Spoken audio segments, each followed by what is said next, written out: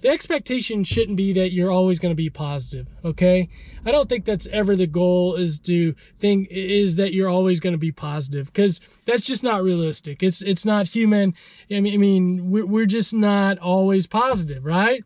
So I think you have to have an idea. The first thing is, and this is something that I've learned from Susan David, is this idea called emotional agility, okay?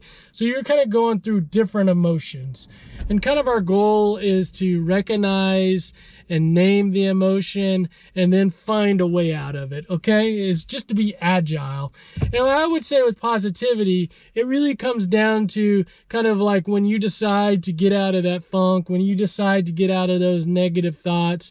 And I kind of take from this question, maybe this person doesn't know how. It says, I just can't or don't know how. So I would say when you say I can't or I don't know how, I would probably say you don't know how. I believe you can. I don't think it's a matter of can or can't. I think it's a matter of will or won't, right? It's a choice. And a lot of times what I see people is they get stuck in their negative thoughts and they want to just stay stuck in them, partly because they don't know how, and then partly it might just be easier to stay stuck in the negative thoughts. And so what I would say is, I believe you can think any thought at any time. That's hard to say, so let me say it again. I think you can think any thought at any time.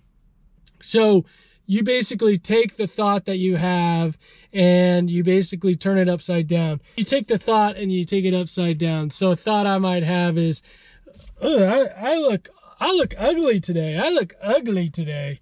And you would say, oh, I look awesome today. I look awesome. Look at this handsome face. Look at this handsome face. Look at it.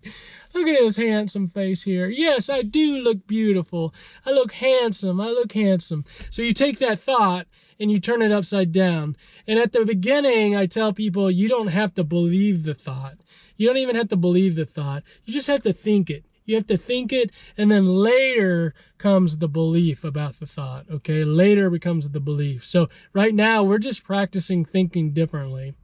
Kind of if we go down a little further and we dig down a little further, I don't want to stay here, but I oftentimes think that people, when they're thinking negatively and they stay in their negative thoughts, it's a defense for them. It's a way for them to kind of protect themselves from danger or potential danger, and that's kind of like putting up the boundaries. I'm going to think negatively about something, so potentially if something bad happens, I'm already on that negative side of it rather than on that positive side, and then I got to kind of adjust to it. I just stay in the negative. You know how what they say is misery loves company.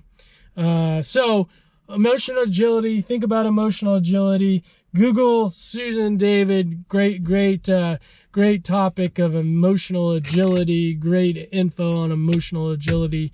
And then just turn that thought upside down. Turn it upside down and just start thinking and then believing. All right? All right. On track, now we on way up. W's as easy as a layup.